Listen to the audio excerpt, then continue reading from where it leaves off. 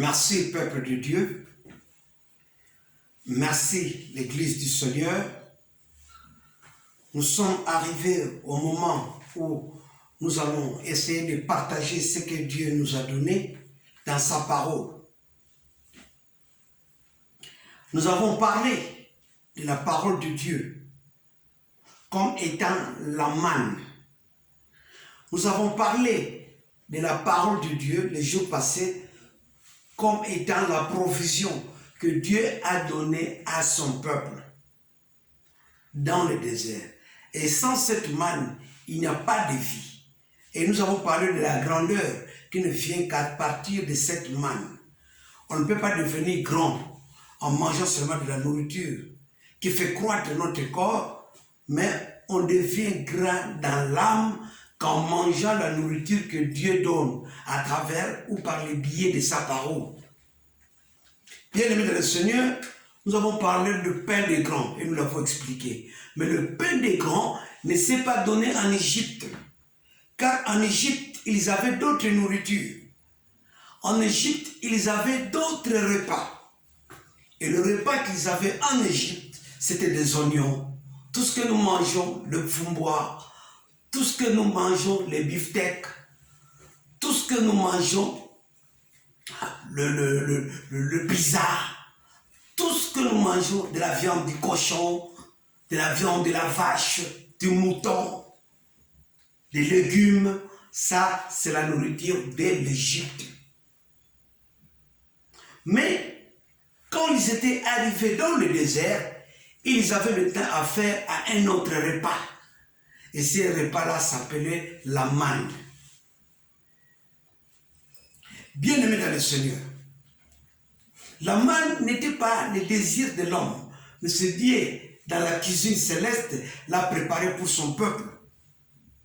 Dieu l'a préparé pour le donner à son peuple. Ce manne qui s'est fait manger dans le désert, qui était l'endroit préparé par Dieu, n'était pas la destinée finale de l'homme ou de son peuple. Mais ils devraient aller rejoindre la promesse que Dieu leur avait donnée. Et la promesse de Dieu était aller dans un pays où il y a l'abondance. Ou en un mot, on peut dire aller dans un pays où il y a la vie en abondance. Donc l'abondance, ce n'est pas un choix humain, mais c'est bel et bien la volonté de notre Seigneur Jésus-Christ qui veut que nous vivons une vie en abondance. Et vivre cette vie en abondance, ne pas seulement comme nous pouvons le penser. Nous allons en parler bien après. Bien-aimés dans le Seigneur, là nous avons vu que notre Dieu, quand il parle de richesse, c'est Dieu qui parle, qui a dit ce mot, la richesse. Comme nous avons dit, il est l'alpha et l'oméga, le premier et le dernier. Celui qui commence toutes choses et qui la termine. Il commence lui-même et il la termine aussi lui-même. Bien-aimé dans le Seigneur, les richesses, ça c'est l'envie de tout le monde. Hein? Tout le monde envie la richesse. Tout le monde convoite les richesses. Tout le monde a envie d'être riche. Et Dieu le sait. C'est pour cela qu'il promet à l'homme une vie en abondance. Pourquoi? Parce que c'est la volonté de Dieu. C'est Dieu qui veut que l'homme vive dans l'abondance. Donc après le désert, le but de Dieu était que son peuple puisse vivre une vie en abondance au pays destiné de leur rêve, qui était le Canaan. Aujourd'hui, Canaan peut représenter tout ce qui peut faire l'orgueil, la fierté de notre aisance ou de notre joie, de notre plaisir. Bien-aimés dans le Seigneur, l'Égypte représente la captivité, le monde. Être en Égypte, c'est être captif. Une vie sans Dieu. C'est ça l'Égypte. Quand on parle de l'Égypte, suivant les Écritures, je répète que c'est une vie sans Dieu. C'est une vie où l'homme n'a pas Dieu. Mais là, il adore quelqu'un comme Dieu. Bien aimé, quand on parle de l'Égypte, il y a un Dieu en Égypte aussi. Et ce Dieu, il parle, il gronde, il a de l'autorité. C'est le Pharaon. En d'autres termes, qu'on pouvait aussi appeler les grands crocodiles. C'est le terme qui représente aussi le Pharaon. Oh, toi Pharaon, les grands crocodiles. Donc, les grands crocodiles symbolisent aussi le Pharaon. Pourquoi? Parce que les fleuves Nil étaient à lui, le Pharaon. Le fleuve Nil lui appartenait. Donc, Pharaon qui représentait l'Égypte, le Dieu en Égypte. Pourquoi alors il doit y avoir encore un autre Moïse qui vient et qui ne croit pas au Pharaon? Pourquoi? Parce qu'il avait encore rencontré un autre Dieu. Mais quand Moïse était en Égypte, c'est vrai, il croissait, il grandissait, il apprenait les choses dans la cour du Pharaon pour précéder un jour à sa trône, pour diriger un jour l'Égypte, pour être le maître autoritaire de l'Égypte un jour. Mais Dieu, qui connaît les choses plus que nous, va amener Pharaon dans un lieu désertique, à Horeb. Et là, il va se rencontrer avec un autre Dieu. Il entend une voix autoritaire. Mais seulement une différence entre Pharaon, le Dieu de l'Égypte, et le Dieu que Moïse a rencontré à Horeb. La différence est que le Dieu de Horeb, il avait une voix, mais il n'avait pas de corps. Mais la voix sortait du feu. Tandis que le Dieu de l'Égypte, la voix sortait du corps humain. Du corps humain, pardon. C'est ça qui fait leur différence. Les deux sont des dieux. Pharaon, c'est un dieu, adoré par les Égyptiens, adoré par le notaire de l'Égypte, adoré par tous les fils de l'Égypte. Et Moïse était aussi parmi, pas qui adorait, mais qui contemplait aussi Pharaon. Et il était pas dans l'ignorance, mais au moins il était dans la cour du Pharaon. Mais un jour, il fut interpellé par sa conscience qu'il n'était pas égyptien. C'est là la conscience. C'est un bon mot, hein, la conscience. Il était interpellé dans sa conscience, il a compris qu'il n'était pas un Égyptien. Bien-aimé dans le Seigneur. Alors, là, Moïse, quand il va sortir de l'Égypte, donc il va se rencontrer avec le Pharaon, comme j'ai dit, qui est le grand crocodile. Parce que le Nil, lui, appartenait. Il était le roi, l'autorité de l'Égypte. Alors, c'est là où Moïse a compris que non, je ne t'obéirai pas toi, Pharaon. Je ne t'obéirai plus.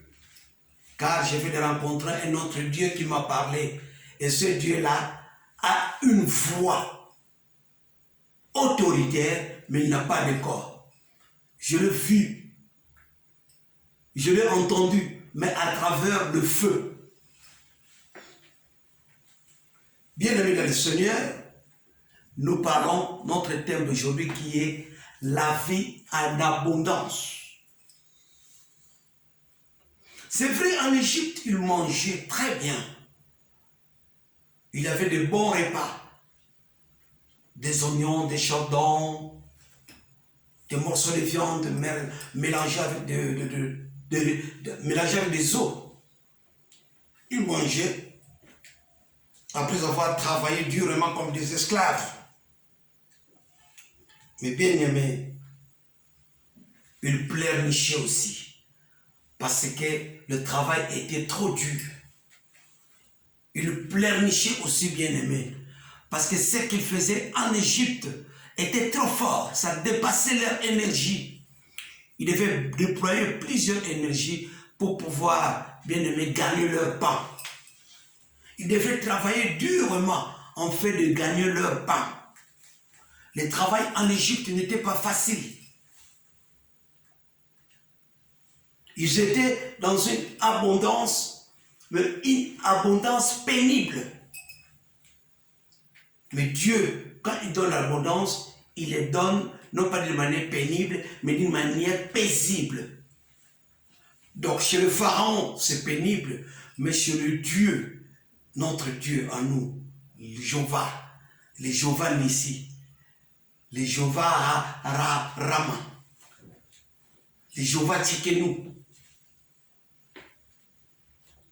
quand il donne notre Seigneur Jésus-Christ, bien-aimé, il les donne paisiblement.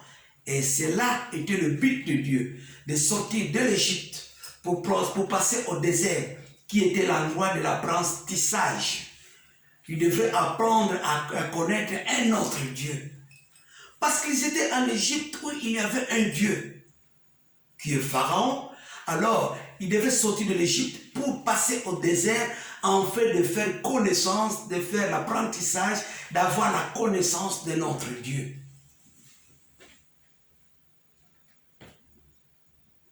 Qui était le Dieu d'Abraham, d'Isaac et de Jacob, le Dieu de leur père. Ils devaient l'apprendre, parce qu'ils ne les connaissaient vraiment pas. Parce qu'après Abraham, Dieu dit à Abraham que ta descendance ira en captivité. Et cela fut feu. Ils partirent en captivité en Égypte. Quand ils sortirent de là, ils n'avaient pas la connaissance parfaite de Dieu. Ils ne connaissaient pas le Dieu d'Abraham, d'Isaac et de Jacob. Alors là, dans le désert, ils devaient apprendre à connaître ce Dieu. Le Dieu de Jacob, le Dieu d'Isaac et d'Abraham. En apprenant ce Dieu en Égypte, la destination n'était pas le désert, mais Dieu leur avait promis une vie en abondance. Leur amener dans un pays où coule le lait et le miel. Voilà Dieu. Donc quand Dieu bénit la personne, la bénédiction était se sortir de l'esclavage. Ça c'est la grande bénédiction de Dieu. Quand Dieu nous libère, quand Dieu nous tire de l'esclavage, quand Dieu nous retire dans les choses qui a essayé d'engloutir notre vie dans le néant, dans le gouffre, quand nous sortons de l'esclavage, c'est ça la bénédiction, la forte bénédiction, c'est être libre.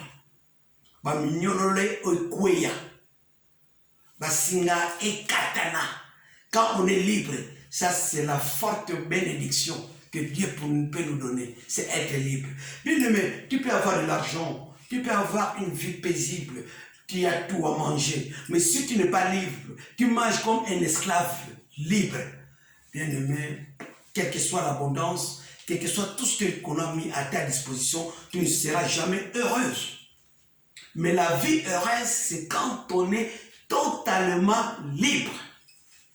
Quand on n'est pas libre, bien aimé, on peut avoir tout ce qu'on peut avoir, mais bien aimé, ce n'est pas une vie paisible. La vie paisible ne vient que quand on est totalement libre. C'est pour cela que la bénédiction pour les enfants d'Israël était la sortie de la captivité qui était l'Égypte. Lorsqu'ils sortirent de l'Égypte, ils étaient maintenant libres.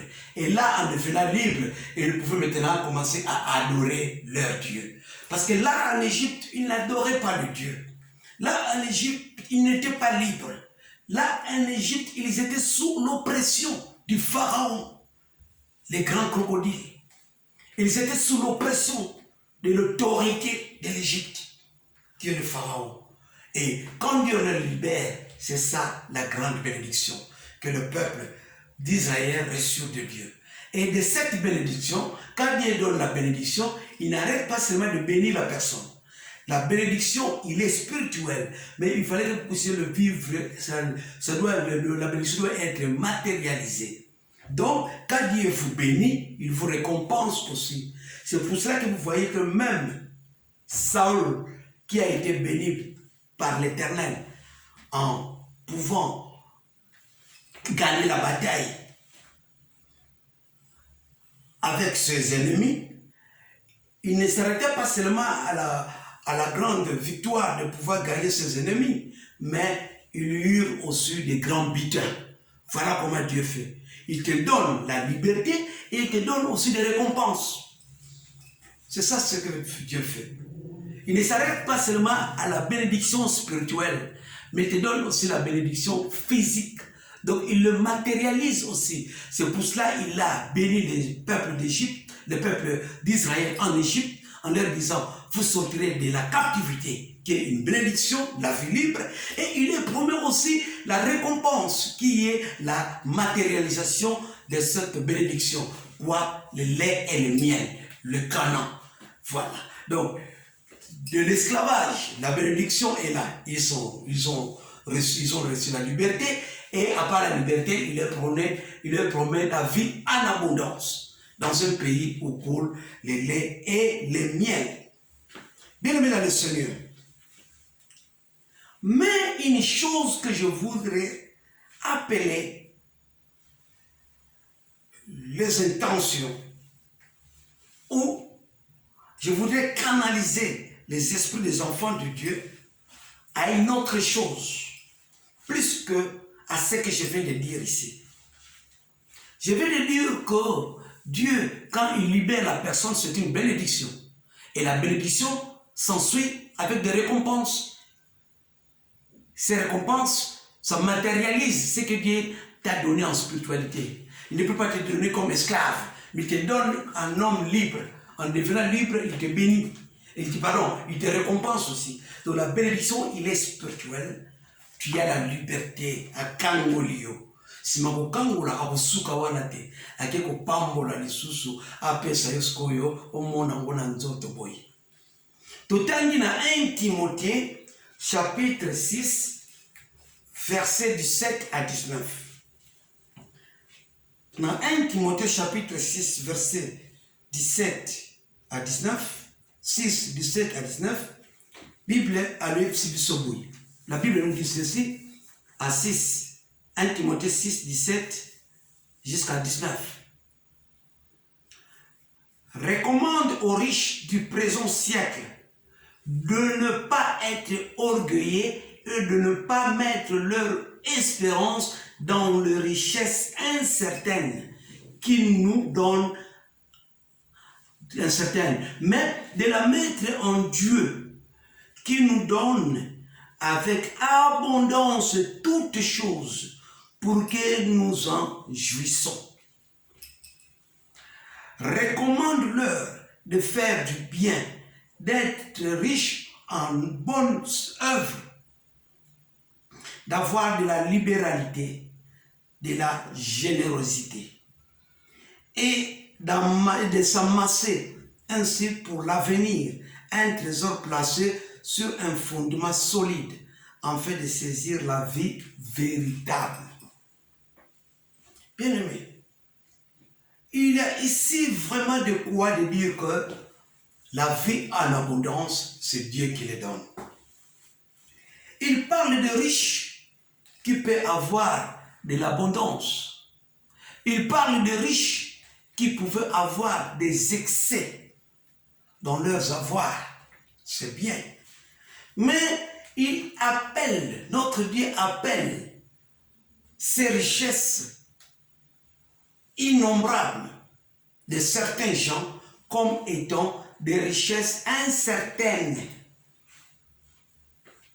Des richesses qui n'ont pas de fondement dur. Des richesses qui sont superficielles. Il y a l'écolo. Alors, c'est vrai.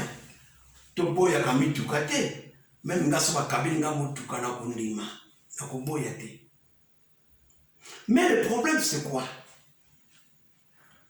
Notre conscience, notre foi, notre logique spirituelle doit savoir que quand nous recevons les biens matériels, nous devons toujours rendre la grâce à celui qui les donne. Donc c'est notre Seigneur Jésus-Christ. Tout ce qui nous vient de part et d'autre, ça peut être des offrandes, ça peut être des cadeaux, ça peut être des richesses, des biens. Je parle du matériel. Mais on doit toujours glorifier, donc remettre la gloire à celui qui le donne. Voir que tout cela ne vient que de Dieu. Celui qui donne cette possibilité de pouvoir en posséder ces choses. C'est pour ça que la Bible dit que recommande aux riches du présent siècle de ne pas être orgueilleux et de ne pas mettre leur espérance dans les richesses incertaines, mais de la mettre en Dieu. Voilà. Mais de la mettre en Dieu. Donc tout ce qu'on pouvait avoir, si tu sais que c'est Dieu qui te le donne, c'est une bonne affaire. Donc pour dire que richesse est un homme bête. Oh, mais, tu sais pas l'ensemble. Mituka, bambongo, et que le blabis est le côté non, et que le blabis est loco. Puisque 100 000 wana, nous avons besoin de biens matériels. Ce qui minimise c'est bien. Ah, biloko mukili. Ah, biloko, non. Et ça, biloko mukilité. Nous en avons aussi besoin. Comme aujourd'hui, nous avons aussi besoin de la technologie, qui sont aussi biloko mukili. La technologie sont les choses du monde, mais nous en avons besoin. Pourquoi? C'est pour contribuer à l'évolution aussi de ce que nous faisons pour le royaume de Dieu. Donc, il y a un langage qui doit être bien aménagé pour pouvoir, ou pour ne pas, bien aimé, mettre l'œuvre de Dieu en péril parfois de ce que nous disons. Non. Les biens matériels, nous l'avons aussi besoin pour pouvoir faire avancer l'œuvre de Dieu. Car sans le matériel aussi, rien ne sera fait. Même Yesu a besoin de Messie, n'allez pas, bien aimé. Même Jésus-Christ avait besoin du pain et du poisson, qu'ils sont des choses matérielles. La spiritualité, il priait. Mais à certains moments, il avait besoin aussi du poisson. Il avait besoin de toucher à la calice pour pouvoir manger la Sainte Seine. Il avait besoin de la calice. Kopo wana banani basala ngo nzambe te mukili sala yango mais Yesu asala yango kopo. Étant Dieu, même la route était aménagée. C'est l'État qui fait l'État romain. C'est l'État romain qui a aménagé les routes. Donc, quelque part, ne minimisons pas seulement les choses du monde pour les minimiser, mais nous devons peut-être rendre gloire à celui qui les donne, notre Seigneur, et glorifier Dieu pour le matériel, soit qu'on nous donne, soit que nous achetons. On doit toujours glorifier Dieu pour ça. Qui n'a pas besoin d'un congélateur pour pouvoir mettre de la nourriture ou garder des denrées alimentaires.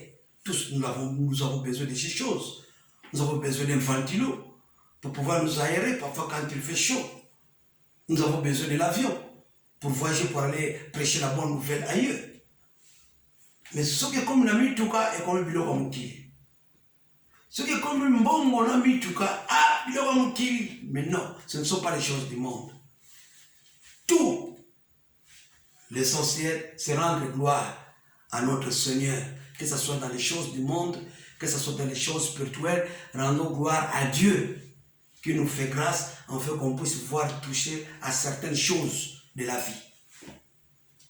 Bien aimé dans le Seigneur, dans le livre des Romains, le chapitre 5, 17, qu'est-ce que la Bible nous dit? Nous allons terminer par là. Dans le livre des Romains 5, 17, la Bible nous dit ceci: si par l'offense d'un seul, non, voilà,